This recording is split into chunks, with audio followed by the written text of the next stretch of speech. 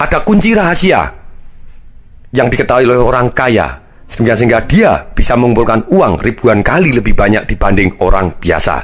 Bagaimana seorang tukang bakso, tukang es dalam waktu yang sama dengan tukang bakso dan tukang es yang lain bisa mengumpulkan uang ribuan kali lebih banyak dibanding tukang bakso dan tukang es yang lain. Bagaimana seorang dokter, seorang pembicara, seorang pengusaha, ataupun seorang profesional bisa mengumpulkan uang ribuan kali lebih banyak dibanding orang biasa dalam waktu yang sama. Rahasianya satu, yaitu mereka menggunakan faktor kali.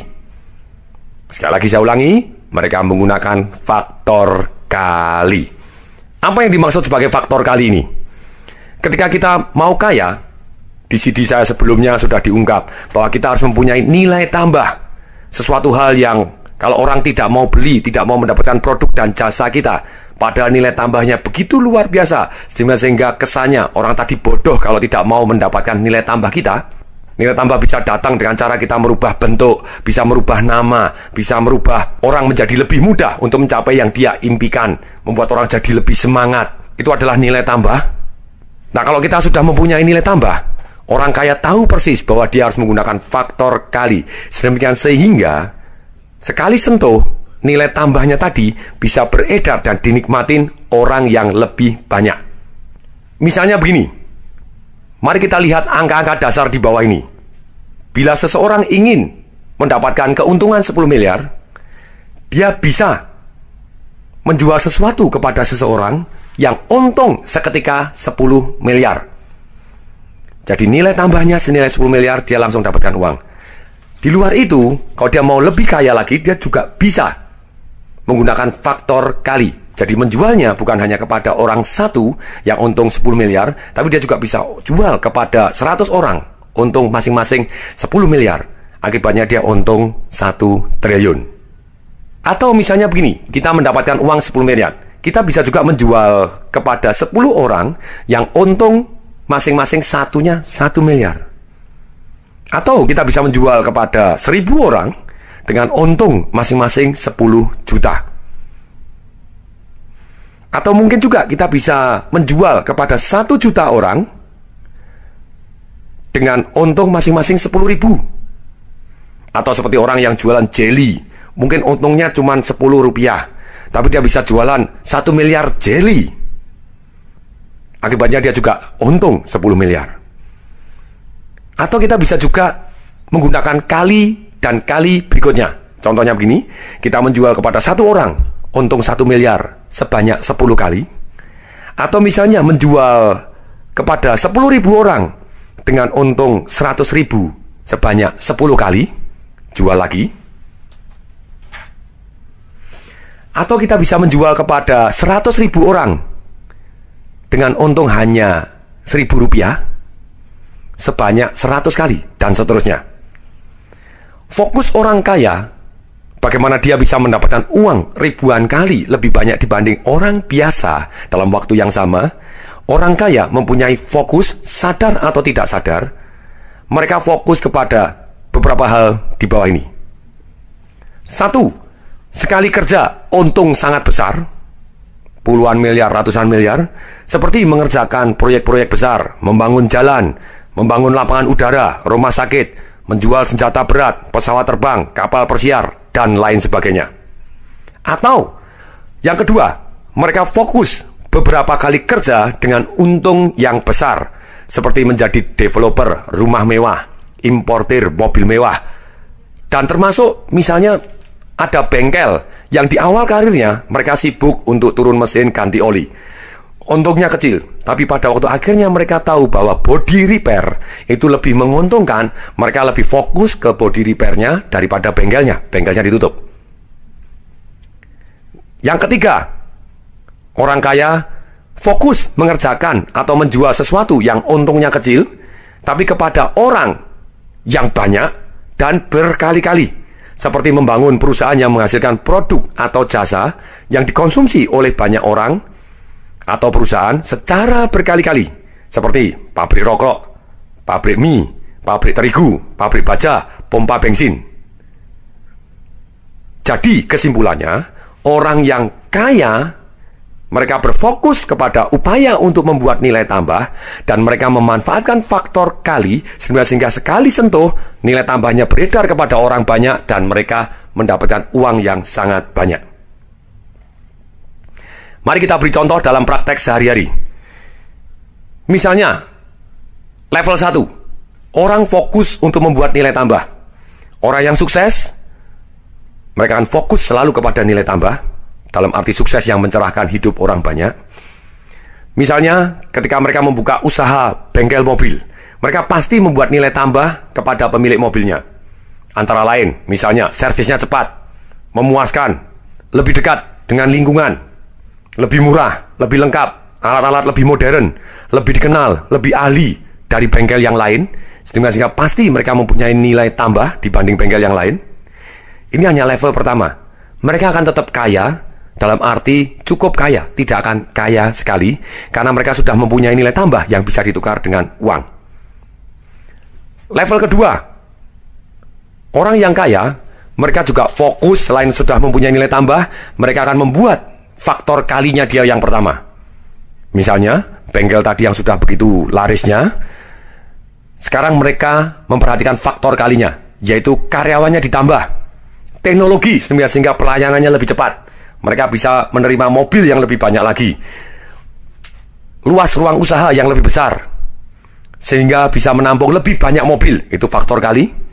Demikian juga mereka memperhatikan faktor kali yang lain, yaitu adalah bagaimana mempersering kedatangan mobil ke satu bengkel, misalnya memberikan voucher untuk diskon supaya mereka datang berikutnya, atau membership, atau mereka menjual paket 1 tahun perawatan, sehingga orang akan datang terus-menerus ke bengkel tersebut.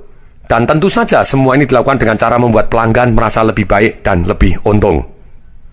Dengan level 2 ini, pasti akan lebih kaya dibanding hanya dengan level 1 saja.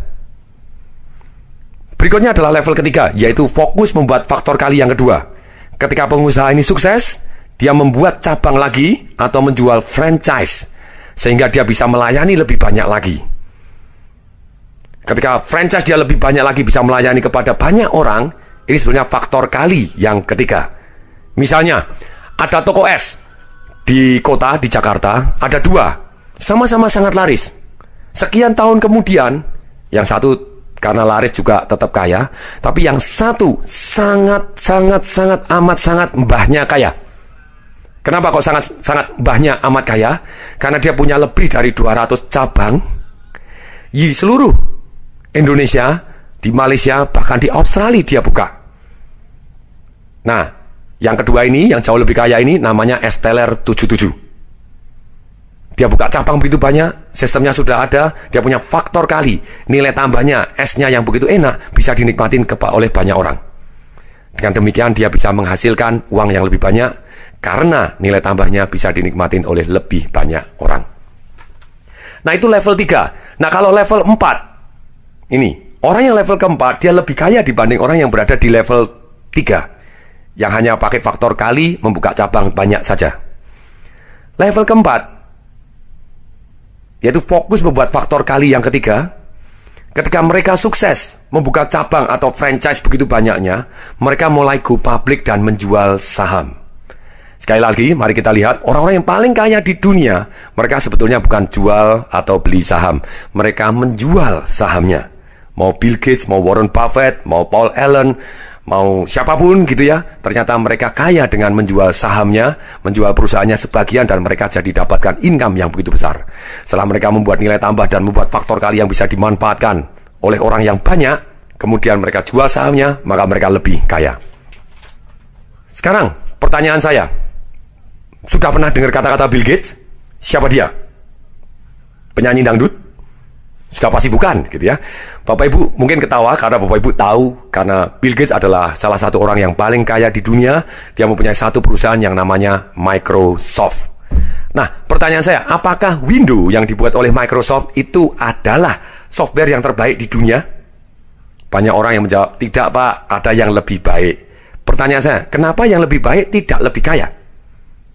Salah satu orang ngomong, Pak, Macintosh itu lebih baik, Pak. Lebih antivirus, lebih mudah untuk desainer, lebih hebat semuanya, sebetulnya lebih enak, Pak, pakai Macintosh. Hai, problemnya, Macintosh tidak menggunakan cukup banyak faktor kali. Macintosh secara egois, dia hanya bisa dijual melalui Apple.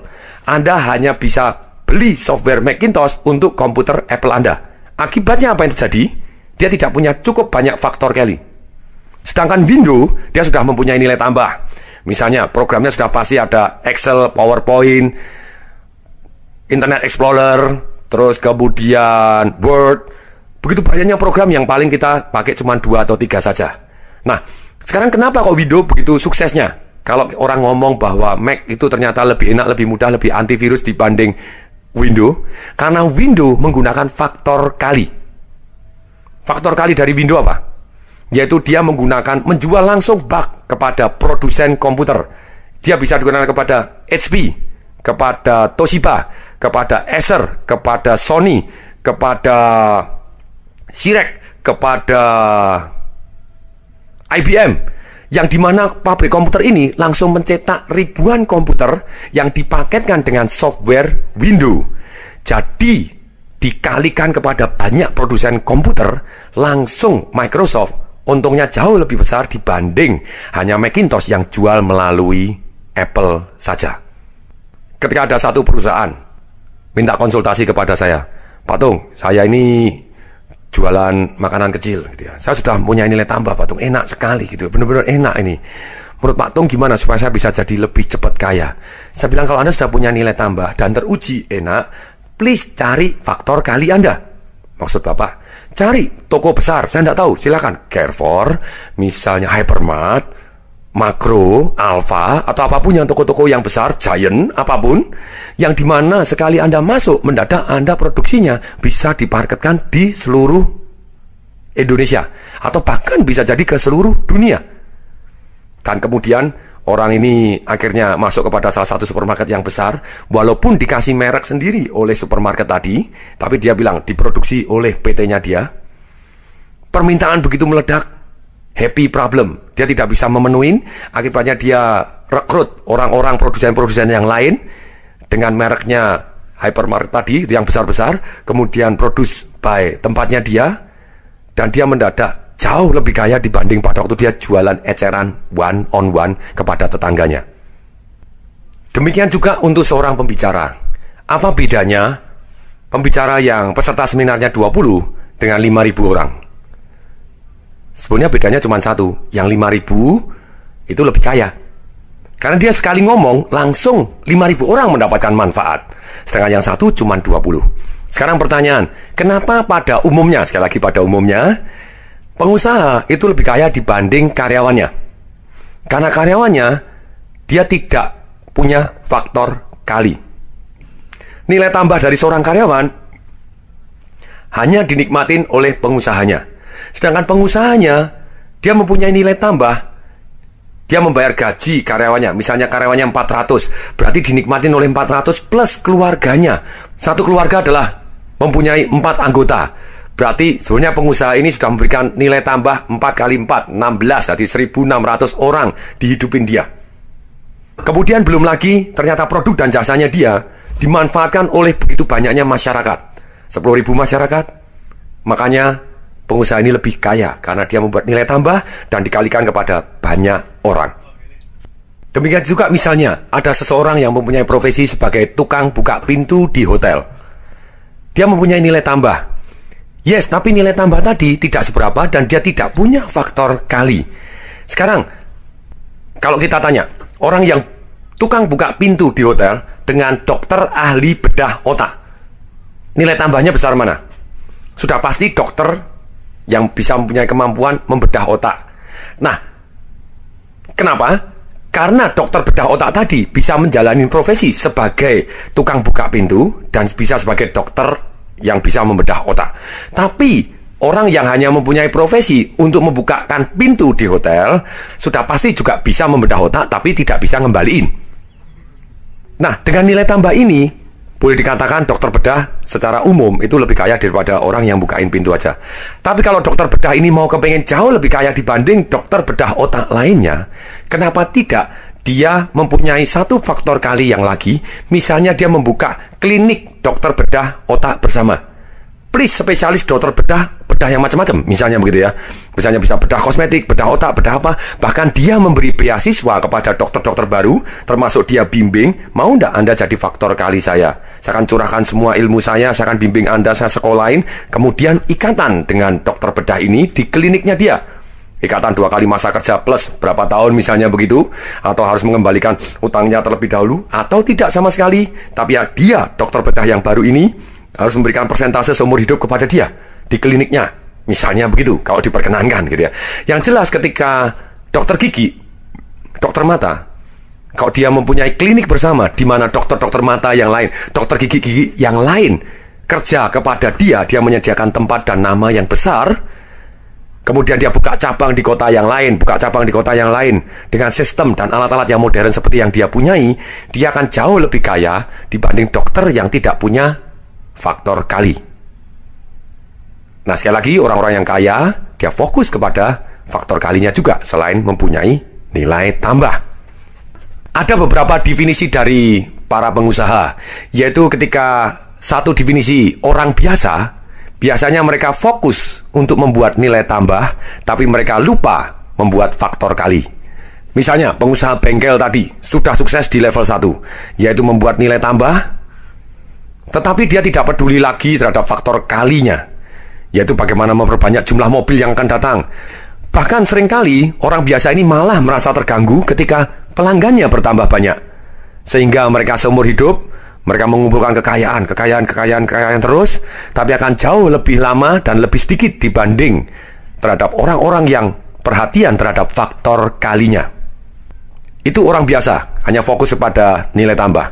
Orang yang celaka lupa membuat nilai tambah, lupa faktor kali. Orang yang celaka ini fokus bagaimana membuat keuntungan tanpa membuat nilai tambah dan tidak peduli faktor kalinya. Sehingga orang tersebut tidak peduli apakah orang mau membeli produk dan jasanya atau tidak. Orang begini tentu akan bangkrut. Contoh, orang membuka usaha bengkel, tetapi bengkel itu tidak memberi nilai tambah apapun dibanding dengan bengkel lain. Akibatnya sama saja, seperti tadi. Selalu kalau kita mau tes nilai tambah, selalu kita harus tanya dan tes cermin kepada diri sendiri. Kenapa orang mau ke tempat saya? Apa nilai tambah saya? Apa kelebihan saya dibanding bengkel yang lain? Kenapa saya harus dipromosi sebagai seorang karyawan? Kenapa saya harus naik gaji lebih besar dibanding karyawan yang lain? Apa nilai tambah saya? Ketika orang fokus, tidak peduli membuat nilai tambah dan tidak peduli faktor kalinya, mereka mau cari untung saja. Misalnya, contoh lain, ada karyawan yang demo minta naik gaji, tapi dia tidak mempunyai nilai tambah apapun dibanding dengan karyawan yang lain, ataupun calon karyawan yang lain, sehingga perusahaan dengan mudah memecat dan mengganti dengan karyawan yang lain. Apalagi kalau di kondisi di Indonesia, ketika begitu banyaknya pengangguran, ketika banyak orang demo itu adalah cara yang paling menyedihkan untuk naik gaji. Mungkin tidak orang demo bisa naik gaji, bisa, tapi cuma sekali doang. Tidak akan bisa berkali-kali. Dan Anda akan di blacklist, tidak disukai di perusahaan. Dan ketika Anda dikeluarkan, jarang sekali perusahaan yang mau menerima Anda karena Anda tukang demo. Jadi seorang karyawan pun, itu dibahas di CD saya yang ke-7, bagaimana kalau Anda kepengen naik setahun gaji 3 kali, salah satunya Anda harus mempunyai nilai tambah lebih dibanding karyawan yang lain. Sekali lagi, hidup adalah nilai tambah, tapi ketika semua hidup adalah nilai standar. Bengkel adalah nilai tambah daripada tidak ada bengkel, tapi ketika bengkel Anda di dalam satu jalan ada 5 bengkel sudah bukan nilai tambah. Anda harus lebih, servisnya lebih bagus, lebih murah, oke. Kalau Anda murah, itu adalah nilai tambah. Tapi ketika semua orang murah adalah nilai standar. Kita mulai tahu persis. Ketika buku saya launching Financial Revolution, saya fokus untuk membuat nilai tambah dan kemudian fokus kepada faktor kali. Buku saya punya 2 CD audio. 1 CD audio Financial Revolution, bagaimana kaya aman dan cepat. 1 CD audio Sales Magic, bagaimana menjual sepotong roti tawar Anda dengan harga 300 juta dan orang masih berebut senilai 120.000. Saat itu merupakan satu-satunya buku yang ada di dunia yang mempunyai hadiah 2 audio CD. Akibatnya, buku saya jelas pasti punya nilai tambah dibanding buku yang lain. Makanya ketika Gramedia jualan, buku hardcover saya yang ada 2 audio CD-nya jauh lebih laku dibanding buku softcover-nya, walaupun softcover lebih murah. Kenapa? Karena ada nilai tambahnya. Nah, setelah kriteria orang kaya bahwa dia fokus nilai tambah dan faktor kali, orang biasa hanya fokus membuat nilai tambah tapi lupa faktor kali. Orang celaka lupa membuat nilai tambah, lupa membuat faktor kali. Ada satu kriteria lagi jenis seorang pengusaha, yaitu orang yang pembawa bencana. Dia lupa membawa nilai tambah, hanya fokus kepada faktor kali.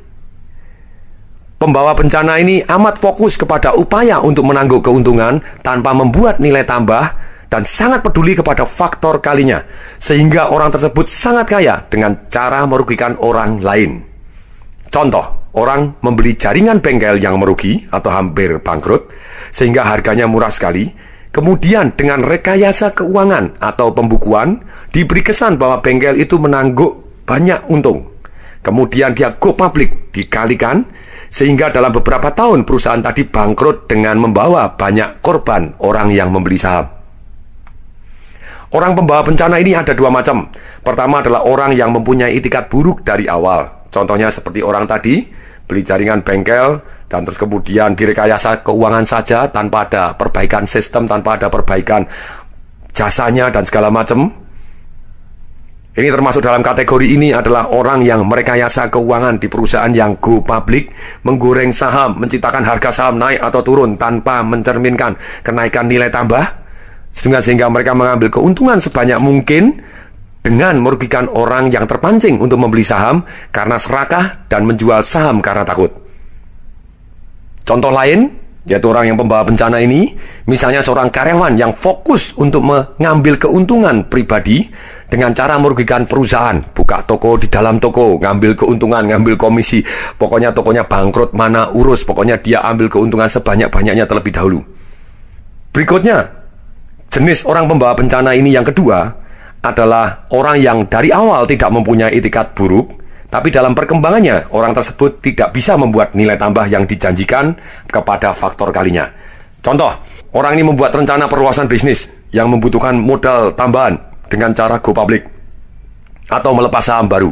Dalam perkembangannya, modal yang benar-benar diinvestasikan untuk perluasan bisnis tersebut ternyata tidak membuat nilai tambah, sehingga pada akhirnya harga saham turun dan merugikan pemegang saham. Orang pembawa bencana ini tidak mempunyai itikat buruk, hanya tidak mempunyai kemampuan untuk membuat nilai tambah dari faktor kalinya. Oke, sebelum saya lanjutkan kepada babak berikutnya tentang bagaimana orang kaya mengumpulkan uang ribuan kali lebih banyak dibanding orang biasa dalam waktu yang sama, pertanyaan saya, apa nilai tambah Anda dan apa faktor kali Anda sehingga Anda bisa lebih kaya dibanding orang lain dalam waktu yang sama, ribuan kali bahkan. Setelah jurus pertama menggunakan faktor kali, nilai tambah dan faktor kali, yang kedua, definisi uang. Apa definisi uang? Seringkali saya tanya dalam seminar saya, bisakah Anda memberikan saya dupi dupadu kalau saya kasih uang 1 juta? Mereka bingung. Wah, tidak bisa Pak. Loh, kenapa tidak bisa? Saya tidak tahu apa itu dupi dupadu. Saya bilang, dupi dupadu itu turunan udu-udu. Lebih mabuk lagi Pak katanya. Apa itu udu-udu? Saya tidak tahu udu-udu. Nah, sekarang dalam kesempatan ini saya ceritakan, kalau Anda tidak tahu definisi apa itu dupi dupadu, apa itu udu-udu, bisa tidak Anda mencari dupi dupadu ataupun udu-udu? Kalau Anda salah memberikan definisi, Anda akan dapatkan hal yang salah. Demikian juga, apa arti uang? Apa definisi uang? Uang adalah, kalau Anda salah memberi definisi, Anda susah sekali mendapatkan uang. Kalau Anda memberi definisi uang dengan salah, misalnya, uang Pak, itu adalah akar dari segala kesehatan. Kalau Anda memberikan definisi seperti ini, ya Anda susah cari uang gitu ya, karena Anda tidak mau jahat gitu. Kemudian Anda memberi definisi cari uang, misalnya begini, cari uang itu sulit Pak, makanya sulit. Itu definisi Anda gitu ya. Nah, tapi yang paling penting, bagaimana kita memberikan definisi yang benar, sehingga kita bisa mendapatkan uang dengan cara yang sangat cepat, legal, baik adanya. Ada 2 definisi uang yang membuat saya jadi kaya hari ini adalah satu, uang adalah alat tukar dari nilai tambah. Jadi kalau kita punya nilai tambahnya dikalikan kepada banyak orang, saya pasti akan kaya. Gitu ya. Definisi yang pertama yang sangat menarik. Yang kedua adalah definisi dari yang saya dapatkan dari Robert Kiyosaki. Kalau yang pertama tadi dari Anthony Robbins. Yang kedua, yang dari Robert Kiyosaki dikatakan bahwa uang itu adalah hanya ide. Maksudnya apa? Misalnya pada waktu Anda pergi bawa uang rupiah, pergi ke Uni Soviet, dan Anda mau belanjakan di sana, kira-kira laku nggak? Anda bilang katanya uang adalah alat tukar gitu ya. Kalau alat tukar nilai tambah, yes, kalau Anda punya nilai tambah. Nah kemudian kalau Anda bilang uang adalah alat tukar, nah Anda bawa uang rupiah di Soviet, sudah pasti tidak laku. Kenapa tidak laku? Mereka tidak punya ide. Apa itu gitu ya? Kalau tidak punya ide, mereka bingung nih uang apa ini, kita tidak tahu gitu. Apalagi ada uang Indonesia yang gambarnya monyet gitu ya. Mereka curiga karena biasanya negara-negara itu kan uangnya gambarnya presidennya mereka gitu ya. Dan ini uang ada gambar monyet, ini negara apa gitu ya.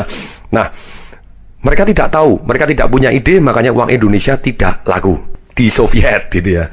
Nah, kemudian dulu uang juga tidak ada. Ada masanya uang tadi tidak ada, yaitu zaman dulu orang melakukan barter, kambing dengan 5 kambing misalnya dengan 1 sapi. Kemudian 100 ayam dengan 1 sapi. Plus minus seperti itu. Hari ini masih ada barter? Masih. Beli handphone pakai sapi? Enggak lah gitu ya. Tapi ada juga misalnya beli pesawat udara pakai beras ketan juga ada gitu ya. Boleh juga, kita tetap masih bisa barter di sini, tidak apa-apa. Di Indonesia masih bisa barter, boleh, masih halal adanya. Kemudian ada masa-masa tertentu negara ini menggunakan, bukan negara ini, dunia ini menggunakan kerang untuk sebagai mata uang. Kemudian menggunakan tembaga, kemudian menggunakan emas, kemudian juga menggunakan kertas. Akhirnya setelah emas tidak cukup banyak, akhirnya menggunakan kertas untuk uang. Kemudian menggunakan plastik. Yang terakhir ini uang mulai hilang. Di internet Anda bisa punya uang, dapat uang tanpa harus ada fisiknya sama sekali.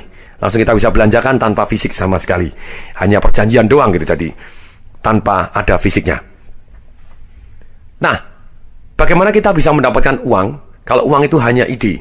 Saya akan beri contoh. Misalnya begini. Misalnya saya ngomong BH. Oke, laki-laki, Anda pernah beli BH? Kalau BH obralan misalnya, 1 BH kira-kira harganya berapa? Ada yang ngomong 10.003. Udahlah, misalnya begini, 10.000, karena yang 10.003 itu gampang molor, oke? Jadi cari yang agak kuat gitu ya. Saya beri contoh dramatis supaya Bapak Ibu lebih ingat seumur hidup bahwa ide bisa membuat Anda kaya raya. Sangat cepat, lebih cepat dibanding orang lain. Misalnya BH yang 10.000 ini, misalnya kita pasangkan kepada satu bintang film Baywatch, namanya Pamela Anderson. Oke, nah Pamela Anderson ini bintang film Baywatch yang sangat seksi begitu ya. Kemudian mau untuk amal, sekali lagi untuk amal. Para pendengar di sini radio semuanya ataupun para pendengar rekaman ini semuanya adalah orang-orang yang sangat kaya dan sangat kaya, misalnya uangnya unlimited. Saya doain duit Anda banyak sekali. Amin. Amin. Nah, kemudian kita lelang untuk betul-betul membangun panti asuhan, panti jompo, segala macam, betul-betul untuk kepentingan sosial. Sekarang kita lelang BH ini. Yang dikasih lipstiknya Pamela Anderson, ditandatanganin begitu ya, dan dilelang untuk kepentingan amal. Kalau di dalam seminar-seminar saya menarik, ada yang bilang 100 juta Pak, wih 10.000 langsung jadi 100 juta. Ada yang lebih 1 miliar Pak. Saya bilang, wah ini lebih ngefans kepada Pamela Anderson daripada saya gitu ya. Berani beli BH 1 miliar. Kemudian kalau misalnya beli 1 miliar, mungkin tidak sebetulnya BH ini bisa laku 1 miliar. Mungkin karena memang untuk sosial, untuk nyumbang begitu ya. Kalau laku 1 miliar, 1 BH, berarti untungnya berapa kali lipat dibanding 10.000? 100.000 kali lipat. Hanya dalam waktu 10 menit. Anda bisa mendapatkan nilai tambah yang luar biasa dengan kekuatan ide Anda yang luar biasa. Waktu saya nyumbang untuk bangun sekolah di Korban Lumpur Lapindo, saya lelang 6 buku saya. Satu buku bisa laku 2.200 US. Buku Financial Revolution, just one thing. Saya bilang ini just kekuatan ide, saya praktekkan begitu ya. Total 6 buku dapat 72 juta, lumayan juga gitu ya. Bisa untuk nyumbang untuk bangun sekolah. Nah inilah, tidak harus kekuatan, ya saya sumbang sendiri boleh. Tapi dengan ide pun bisa menghasilkan uang yang sangat-sangat banyak. Apa ide Anda untuk menghasilkan uang yang sangat-sangat banyak? Saya beri contoh, misalnya begini.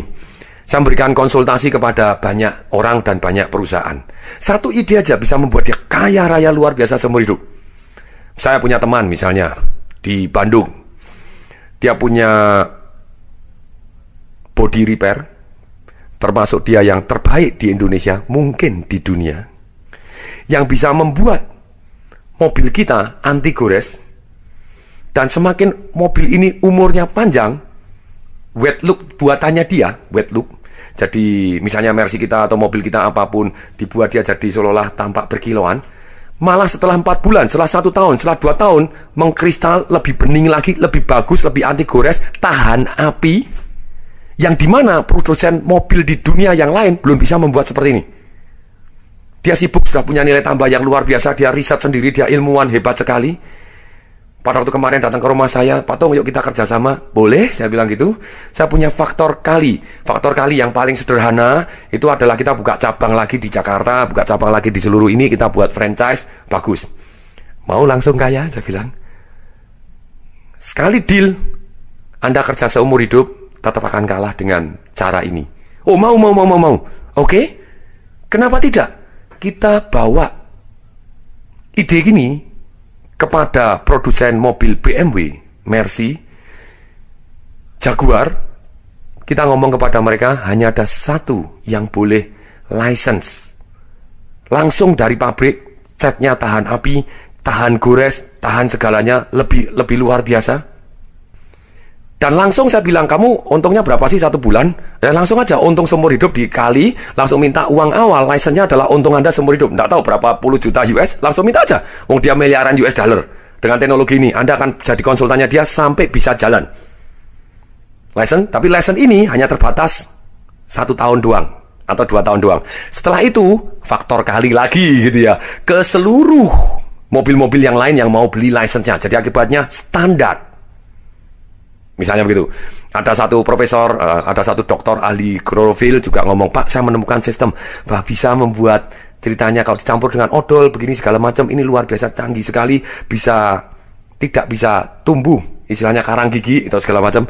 Pak, mari kita buat pabriknya. Kelamaan, Anda buat pabrik butuh ongkos, butuh biaya. No, dengan ide ini Anda bisa license kan, pergi ke Colgate. Saya bilang, sempurnakan dulu ide kamu, saya jadi marketing tak bawain ke Colgate internasional, langsung saya buat license-nya, Anda kan jadi kaya raya, tidak usah buka pabrik. Masuk akal? Wahai para ilmuwan gitu ya, daripada Anda sudah punya ilmu dan susah memasarkan, lebih baik hubungin Tong Desa Muharingin. Kalau penemuan Anda betul-betul dahsyat, akan saya pasarkan ide ini ke seluruh dunia. Seketika membuat Anda kaya, saya kaya, dan orang banyak bisa menikmati ide Anda. Sekali lagi saya mau tanya, masuk akal? Jawab dong, masuk akal? Masuk akal. Oke, teknologinya Anda harus selalu menjawab. Dengan menjawab, Anda akan jauh lebih ingat ide-ide ini.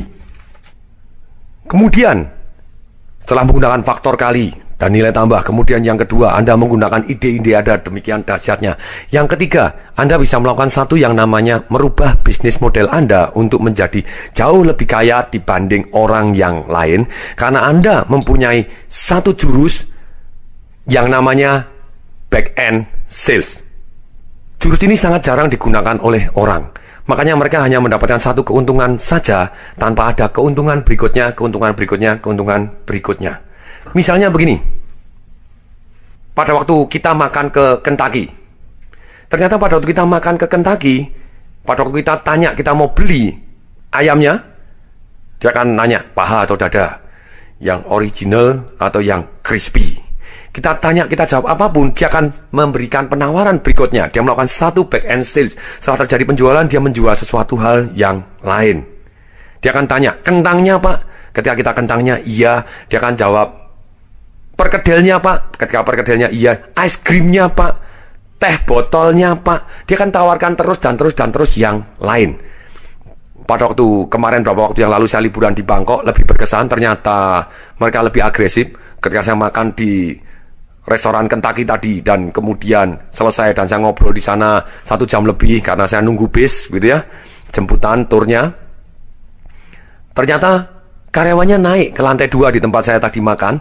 Mereka datang, bahkan mereka inisiatif. Kelihatan saya nganggur, sudah tidak makan lagi, dan mejanya sudah dibersihin semua. Karyawan ini datang, langsung menawarkan, es krimnya Pak.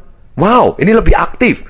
Tadinya di counter dia menawarkan back and sales, tapi ternyata di meja pun dia datangin, dia tawarkan produknya yang lain. Karena saya nunggu masih lama, sungkan. Kalau tidak makan apapun, ya sudah, ikut beli es krim. Akibatnya omsetnya dia jauh lebih tinggi dibanding yang tidak menawarkan. Sekali lagi, orang-orang yang sangat kaya di dunia, mereka mempunyai keyakinan bahwa mereka senang berjualan, mereka mau berjualan, dan mereka bangga terhadap orang-orang yang bisa berjualan, dan mereka mau terus belajar terhadap orang-orang yang mau berjualan. Rata-rata orang yang miskin, mereka sungkan untuk berjualan, mereka malu untuk berjualan, mereka menghina orang-orang yang berjualan, mereka memandang sinis terhadap orang-orang yang berjualan. Makanya mereka miskin.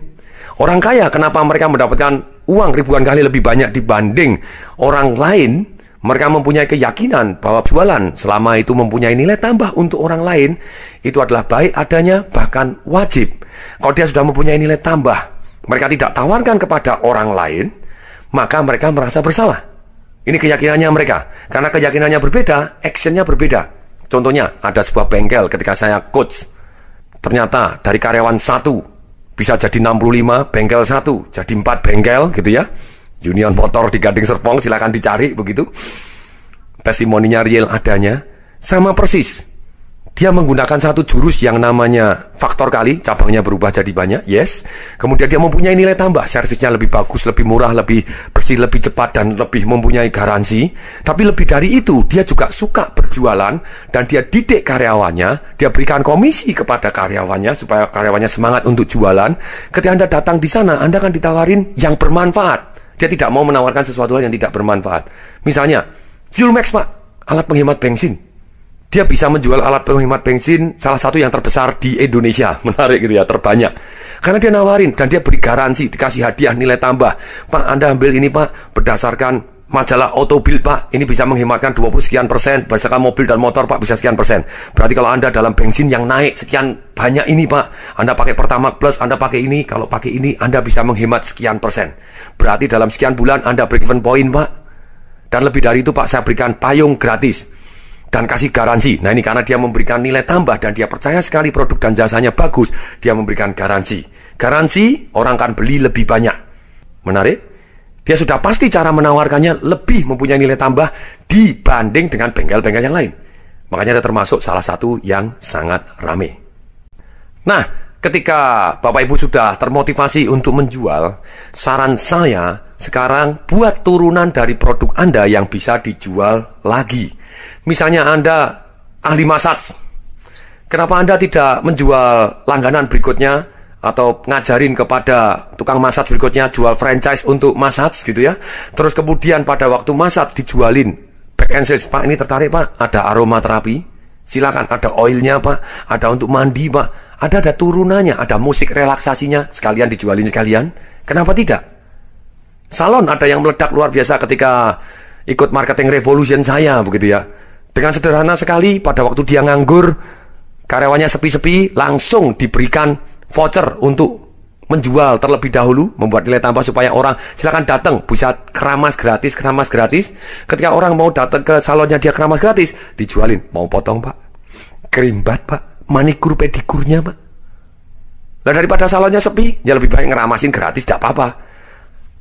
Bengkel sepi, kasih voucher cuci mobil senilai 20.000, Anda hanya cukup bayar 5.000, bisa cuci snow misalnya begitu. Ketika datang jadi dijualin membership supaya mereka datang terus berkali-kali, atau dijambahin hadiah yang lain seperti tadi, jualin apapun, alat penghemat bensin apapun segala macam, sehingga bisa jauh omset Anda lebih banyak dibanding bengkel yang lain. Jadi kali lagi.